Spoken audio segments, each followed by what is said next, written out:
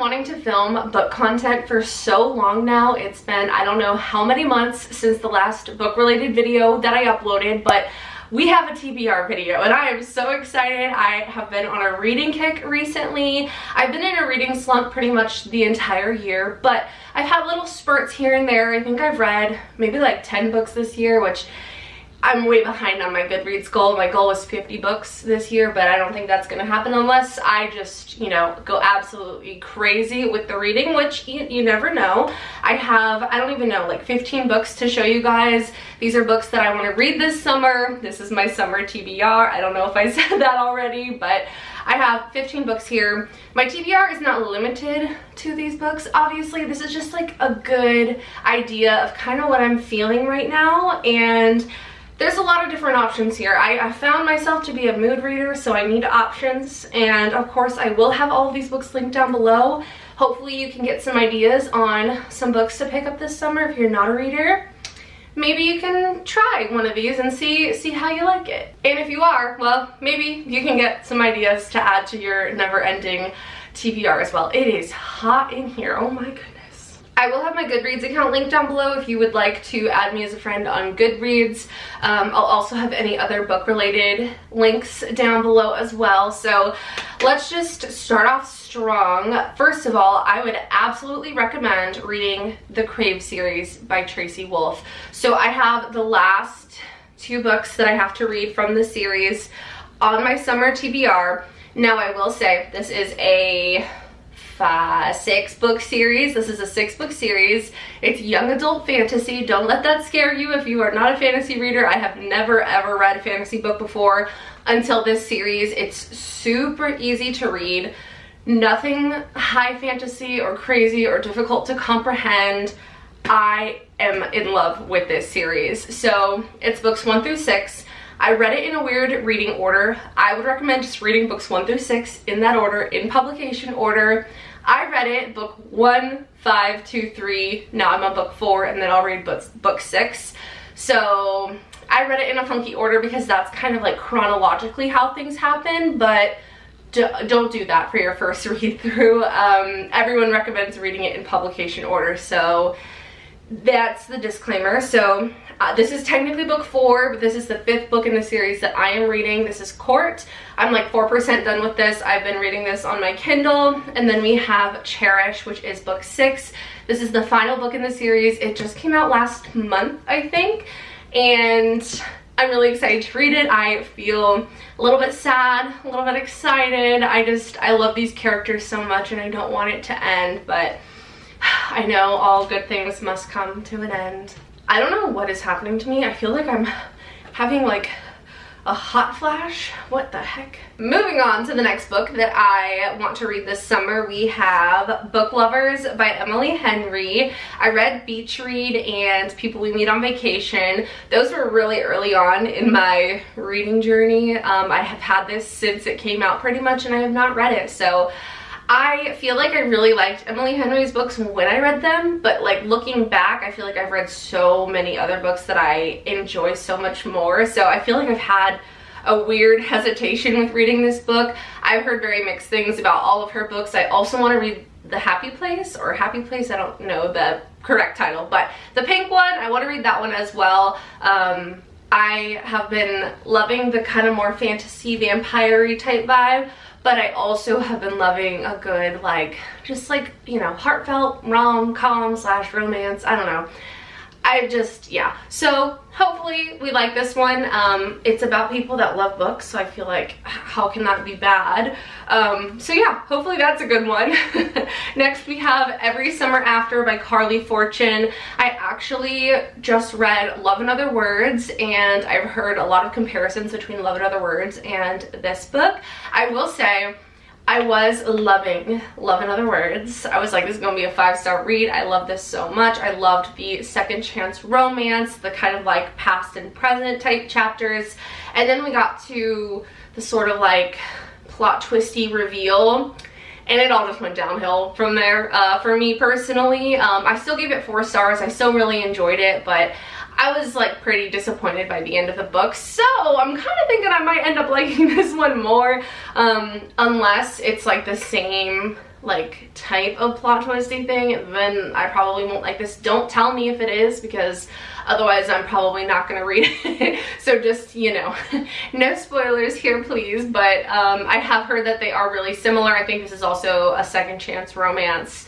But yeah, I really hope that I like this one more than Love in Other Words. So I don't know, we'll see. I feel like people usually like whichever one they read first more, but I've also heard some people like both. They've read both and they like both, but most of the time I feel like when someone reads one and then they read the second, I hear that they don't like the second one that they read as much. So I'm a little bit nervous for this one, but I still have really high expectations. Next we have Confess by Colleen Hoover. It's been a minute since I read a Colleen Hoover book. I've had this one for a long time. I've read all of her like recent books, so now it's time to start kind of creeping into her older books. I don't even know when this one came out, but I know there is a TV show about this book.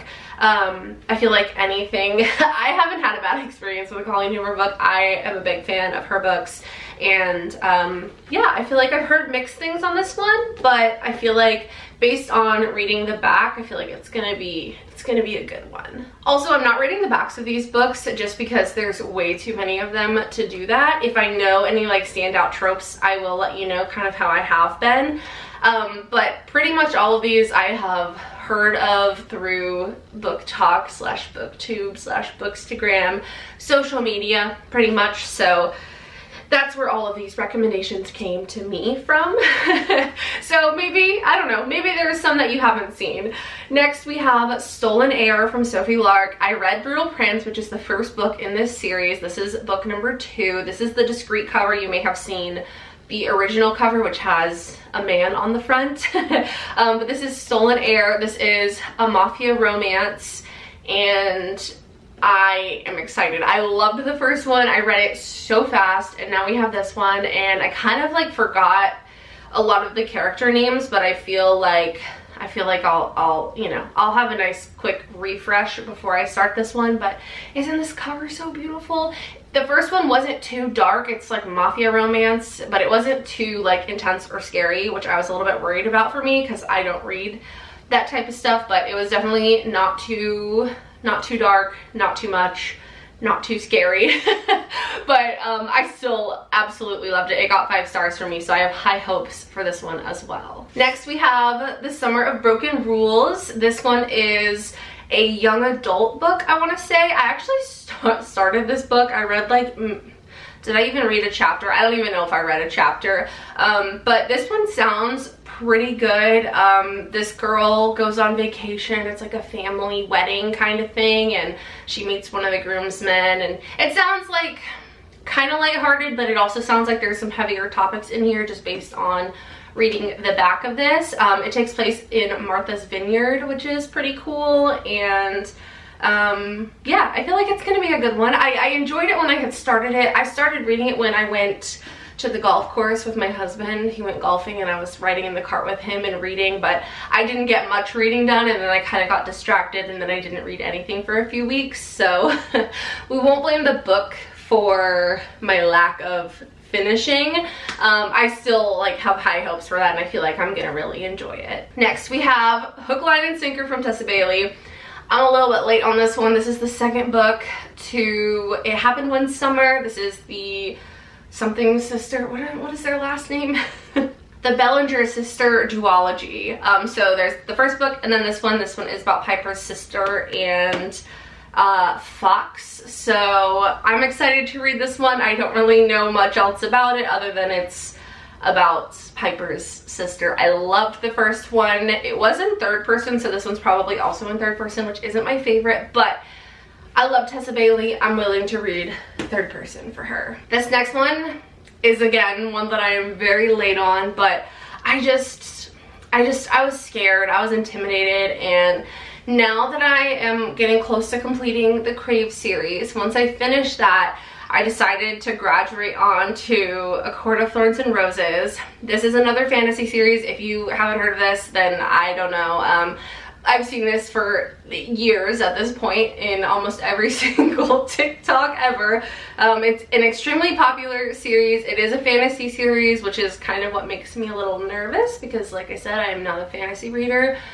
But I feel like I'm ready for this. I'm not starting it until I finish the Crave series though, just because I need the completion of that before I move on to something else like this. So yeah, I'm excited to read this. I really don't know much of what this is about. I've heard some of the character names thrown around, like Nessa and Cassian and Rhysand and things like that. I don't know who any of those people are, but I am excited to read this and hopefully I like it. I've heard the second book is like the best. Next we have Twisted Games, which is the second book in the Twisted series. I actually just read Twisted Love, which is the first one.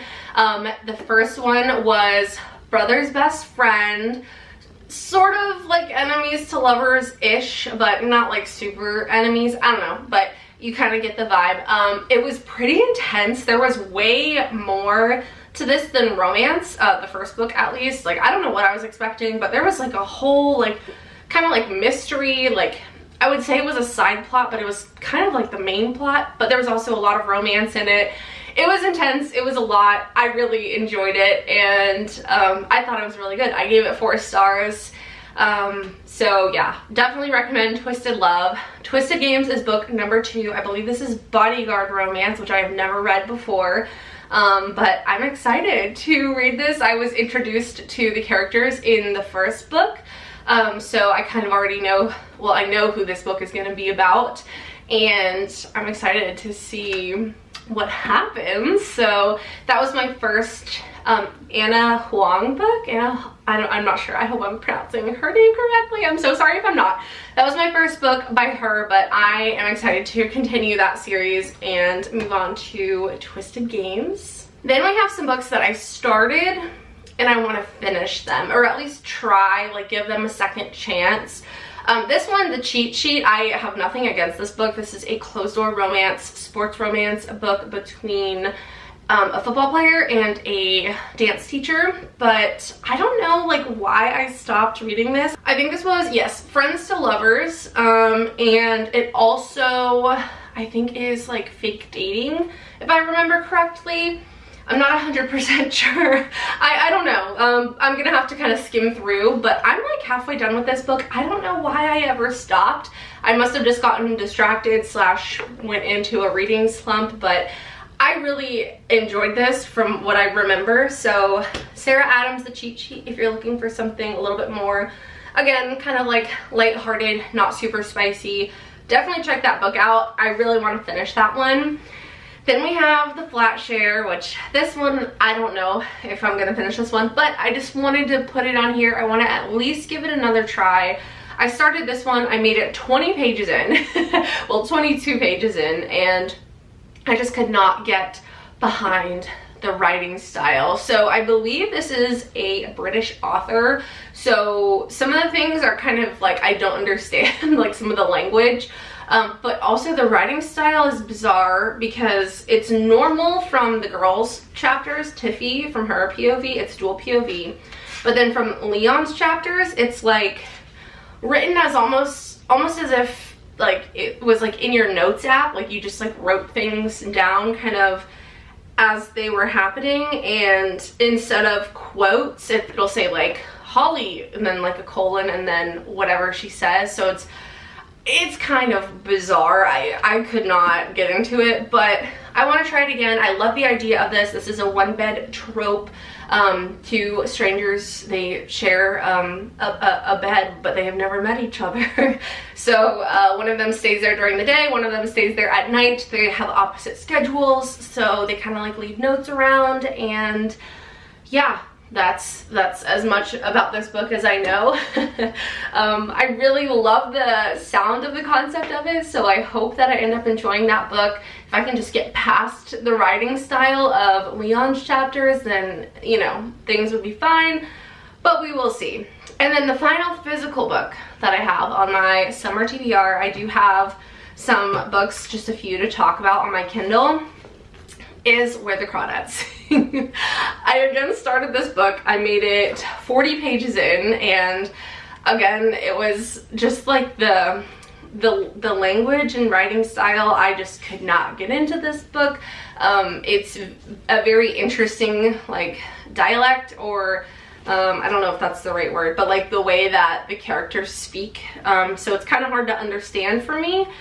It also just was kind of boring in my opinion, but I've heard great things about this book and I really want to watch the movie. I haven't seen the movie yet, so I figured I would at least give this a second try and see how we like it, and maybe if I can't read the book, then I'll just watch the movie. And finally, we have a few books to talk about on my Kindle. So, let me see. Rewrite Our Story by Kat Singleton is on my TBR. I have to read that like now. That was one of our book club choices for my friend Kristen and I's book club. I'm a little bit behind, not gonna lie. I am, you know, things got thrown off after I found out that I was pregnant a few months ago. My reading, everything has been a little bit off, but I'm finally starting to find my groove again. So Rewrite Our Story, I am very excited about it. It's a small town romance, and I have that on here. I also have the Silo series. Has anybody watched the show Silo on Apple TV? If not, you need to go watch it. The whole first season is out now. Actually, when I'm filming this, the season finale just aired, and oh my goodness, holy crap, I absolutely love the show. It's amazing. It's really hard to describe, but as generally speaking as I can, basically there's these people that live in a silo underground. They don't know why they're there per se. There were founders and they have like a whole society down there. It's really, really cool. They've been down there I think for like hundreds of years, but basically the worst crime that you can commit is by showing interest in going outside. So it's kind of like appears to be some sort of like post-apocalyptic type situation. There's cameras that show what the outside looks like, and it's like barren and scary. It looks like it's uninhabitable, right? So that's like the worst crime you can commit, is to say like, I want to go outside or show interest in that. So the punishment is that they let you go outside. So it's really interesting. My husband and I watched it together. We absolutely loved it. I told my parents about it. They binged it. It's so good. So basically the show is based on a book series, and I downloaded this series on my Kindle last night after we watched the finale, and I had to pay for it. It wasn't on Kindle Unlimited, but I got all 3 books plus like some bonus content, I think for like $25, which was cheaper than purchasing the paperbacks, so that's why I went ahead and did that.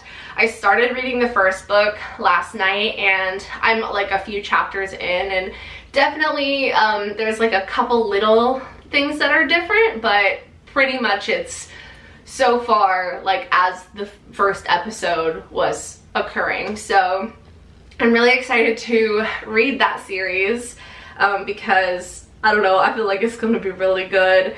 And then I have Credence by Penelope Douglas. I've heard a lot of really good things about that book. I've heard it's super spicy, and I don't really know anything else about it, but it was on Kindle Unlimited, so I downloaded it. Oh, also the Crave series, the first 5 books are on Kindle Unlimited, so if you don't want to read the large hardcovers or purchase the large hardcovers that can be expensive, check out Kindle Unlimited, and the first 5 books are on there. So the only one that's not is the last one that came out like a month ago. So, and that's actually all that I have to talk about. So that is my summer TBR. I used to do like a monthly TBR. I'm not quite there yet, so maybe we'll get there again, but for now I'm sticking with the seasonal TBR, and then I'll do like a seasonal wrap up. So after these next few months of summer, I plan on doing like a summer wrap up. So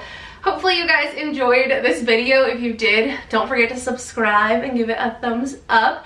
Like I said, all these books will be linked down below. My Goodreads will be linked down below. All of the book information will be linked down below. And that's about it. I love you all so, so much. I hope you have a wonderful day, and I will see you in the next one. Bye!